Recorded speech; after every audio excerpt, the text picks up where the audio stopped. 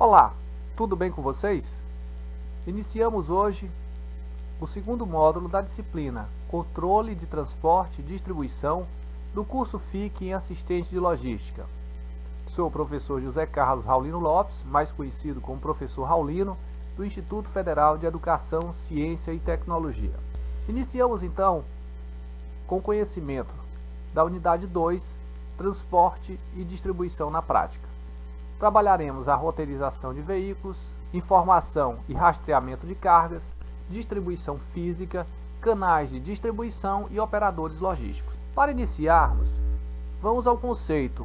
O que é distribuição física? Distribuição é a parte da logística que trata das relações empresa, cliente e consumidor, realizando a distribuição física do produto acabado, quer dizer terminado, acabado nesse sentido, até os pontos de venda ao consumidor, assegurando a pontualidade, a precisão e que os pedidos estejam completos, sem falta.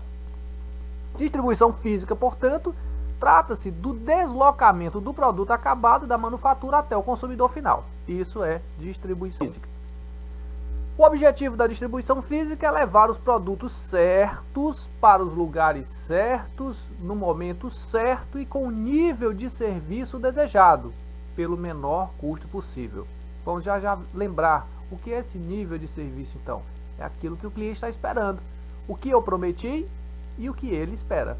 Eu disse que entregaria em 2 dias, não é entregar em 3 dias. 2 dias são 2 dias. O horário também, corretamente. A importância então da distribuição física. A distribuição física é vital para as nossas vidas, até porque muitas vezes os fabricantes, clientes e clientes potenciais estão geograficamente mal distribuídos, ocasionando sérios transtornos logísticos. Assim, pode-se afirmar que a distribuição física agrega valor de lugar e tempo, tá? Agrega valor de lugar e de tempo, colocando os produtos em mercados onde eles ficam disponíveis para os clientes no momento que desejarem. Não é amanhã, é agora. Eu quero o produto hoje. Por isso, nós ainda temos uma grande priorização da compra física pela compra através de meios eletrônicos. Porque eu quero pegar, eu quero naquele momento. Então, ele está disponível para mim naquele momento para levar. O papel então do distribuidor, ele agrega valor, interligando compradores e vendedores, providenciar meios eficientes de vendas e entrega de produtos aos clientes. Vendeu, entrega. Quem compra, quer receber. Os canais de distribuição, eles constituem em conjuntos de organizações interdependentes. O que é interdependente? Um vai depender do outro também. Não é independente. Prestem bem atenção. Interdependente, um depende do outro, envolvidas no processo de tornar um produto ou serviço disponível para o consumo. Existe um canal chamado direto, onde o produtor vende diretamente para o consumidor.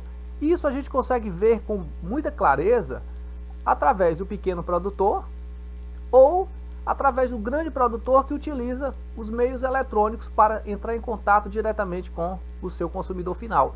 Por exemplo, computadores, a Dell. A Dell vende diretamente para o consumidor final. Então, produtor, consumidor. Existem também canais indiretos, né? Existe o canal, por exemplo, produtor, varejista, consumidor. Produtor, atacadista, varejista, consumidor. Produtor, agentes, atacadista, varejista, consumidor. Então, quanto mais distante, mais importante é a questão da informação. O canal direto, então, né, falando dos tipos de distribuição, é o circuito em que não existem intermediários, isto é, o produto transita diretamente do produtor para o consumidor final. Tem a vantagem de ser completamente controlado pelos produtores e de proporcionarem um melhor conhecimento do mercado. Por outro lado, tem o inconveniente de não permitir uma grande dispersão geográfica. Aí eu chamo a atenção, pode sim, através dos meios eletrônicos, tá?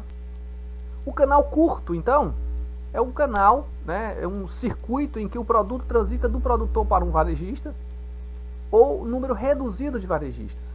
Nós vimos agora há pouco nos slides anteriores.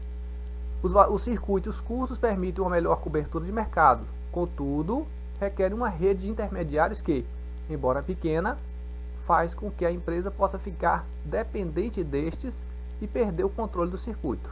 Tá? Então, pode acontecer, por exemplo, concessionárias, às vezes de veículos, em que o canal ele é mais curto, mas o produtor ele depende muito desse distribuidor.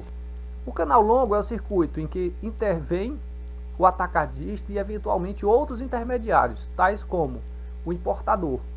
Estes canais são utilizados preferencialmente para produtos de grande consumo, tipo supermercados, e requerem reabastecimentos frequentes dos intermediários. Possibilitam um alcance geográfico amplo, mas a gestão de relações internas do circuito é mais trabalhosa e complexa, quer dizer, você está em cada um dos pontos de distribuição é muito mais difícil, é muito mais simples. Os componentes do sistema de distribuição. Nós temos estoques de produtos, as instalações físicas, por exemplo, CDs, o que é CD? Centro de distribuição, armazéns, dentre outros. Área para carga e descarga de produtos, equipamentos e veículos, informações diversas, hardware e software diversos, no caso. Então não preciso, não tenho que ter só um software bom. Por exemplo, o que a gente chama do programa. Não é só o software, só o programa.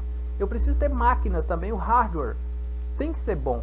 Imagine só, uma máquina lenta para fazer uma venda, para fazer um processamento, não vai. E talvez o mais importante de tudo isso, que faz realmente tudo isso rodar, esse sistema funcionar, o pessoal. Os tipos de sistema de distribuição. Tem a distribuição 1 para 1, ou transferência de produtos, onde o veículo é totalmente carregado no depósito da fábrica ou num CD, no centro de distribuição do varejista, e a carga é transportada para o outro ponto de destino, podendo ser outro CD, uma loja ou outra instalação qualquer. Isso aí, distribuição 1 para 1. Bom, é muito mais fácil. Carrego aqui, descarrego lá. Distribuição 1 para muitos ou compartilhada. O veículo é carregado no CD, no centro de distribuição do varejista, com mercadorias destinadas a diversas lojas ou clientes, executando um roteiro de entregas pré-determinadas. Aí vem a história da roteirização. Eu preciso ter uma rota que seja também econômica, que seja rápida e que atenda realmente à necessidade dos meus clientes. A amplitude, largura dos canais de distribuição diz respeito ao número de empresas que atuam no mesmo nível em uma meia. Nós temos a distribuição exclusiva, que nós estamos falando de distribuição agora. Distribuição exclusiva. Fabricante, varejista a consumidor final. Por exemplo, joias, aviões, é bem direto. Então, distribuição exclusiva, apenas um vai distribuir. Distribuição seletiva. Amplitude múltipla, mas controlada. Não é todo mundo que pode não, tá? Vai um certo número de pessoas, mas não é todo mundo, como Coca-Cola, que todo lugar pode ser vendido Coca-Cola. Fabricantes, varejista A e B, consumidor final. Exemplos: produtos que envolvem pesquisa antes da compra, móveis, produtos eletrônicos. E tem aquela distribuição intensiva, amplitude múltipla e aberta. Produtos de consumo bem frequentes, né? Por exemplo, alimentícios. Arroz, feijão, eu quero botar no máximo de pontos possíveis. Fabricantes, varejista A, B, C, D, e o que mais eu puder. Eu quero estar mais próximo do meu cliente final. É isso que eu preciso. E aí vem o quê? Vem o sistema de gerenciamento de transportes. Por que a gente fala nesse sistema de gerenciamento de transporte? Porque hoje é primordial que se fale no gerenciamento. Porque se eu não tenho um bom gerenciamento, eu não vou ter o produto certo, na hora certa que o meu cliente quer, como falamos lá no início. Tá? No local certo, na quantidade, não terei. Então a gestão primeiro de frota. Controle do cadastro do veículo, controle de documentação, controle de manutenção, controle de estoque de peças também, de reposição, controle de combustíveis, controle de tacógrafos, que é um instrumento que faz o monitoramento de toda a viagem, controle de pneus e câmaras, se não é trocado, se não é, às vezes eles, para vocês terem ideia, nós descobrimos certa vez numa consultoria que os caminhoneiros eles estavam trocando o pneu bom do caminhão por um estragado numa borracharia e voltava dinheiro. A gente chama de embeiçar, né, o novo pneu, o pneu antigo, o pneu danificado. Quando chegava no centro de distribuição, dizia, não, caiu num buraco, estourou o pneu. Mas não era, ele tinha negociado o pneu do caminhão, que é desonestidade. E o controle de engate e desengate também. Tem a gestão de fretes. Falar do cadastro geral de transportadoras, rotas e taxas, então eu tenho que saber exatamente quem pode transportar para mim para aquela determinada região.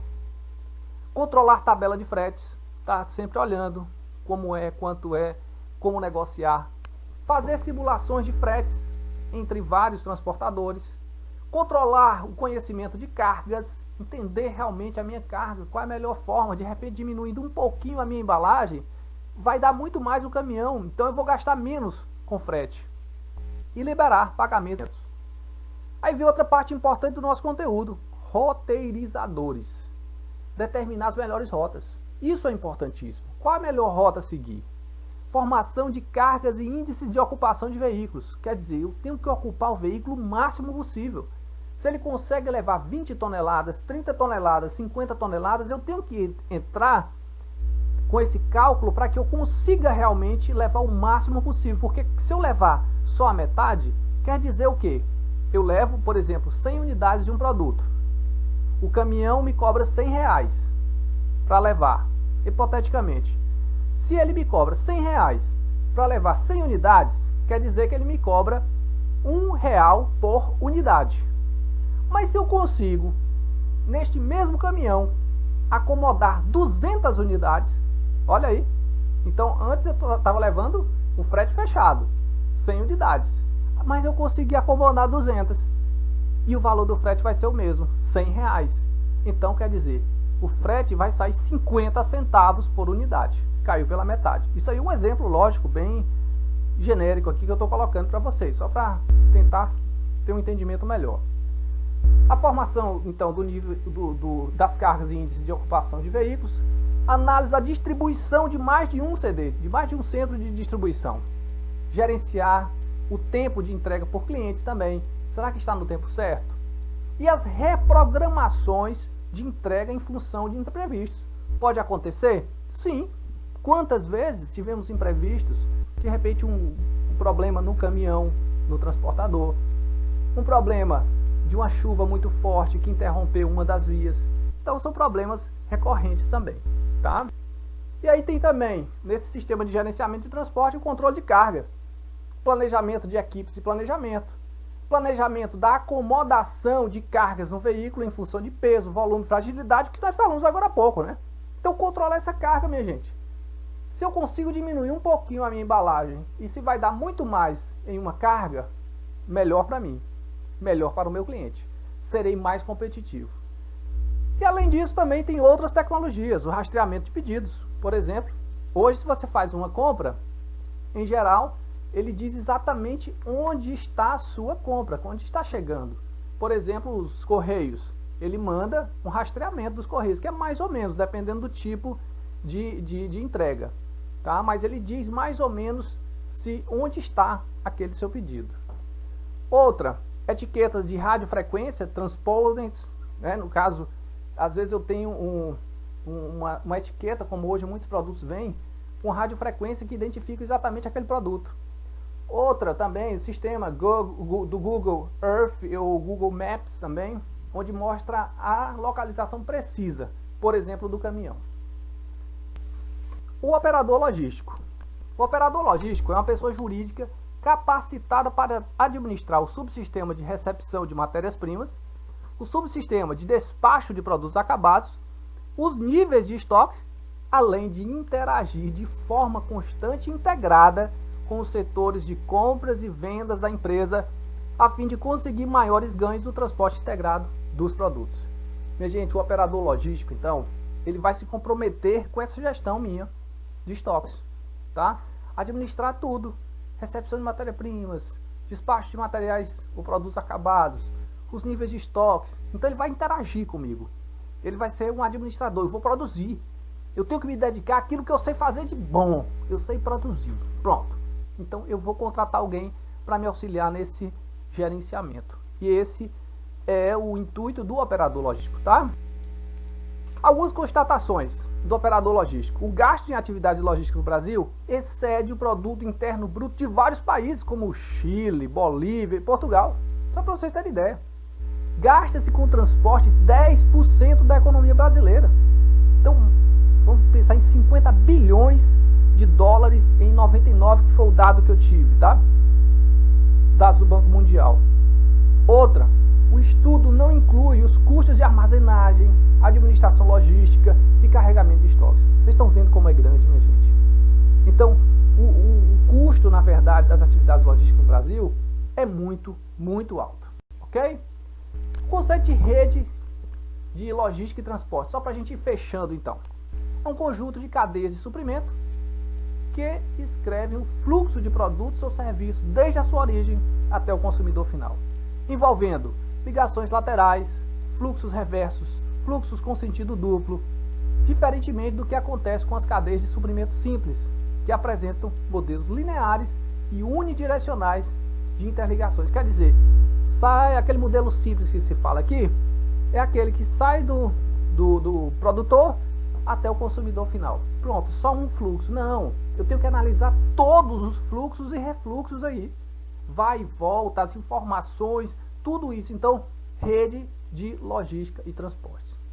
Espero que tenha sido compreensível e me coloco à disposição de vocês. Então, resumindo a nossa aula, nós apresentamos os conceitos de roteirização dos veículos, destacando sua importância na logística.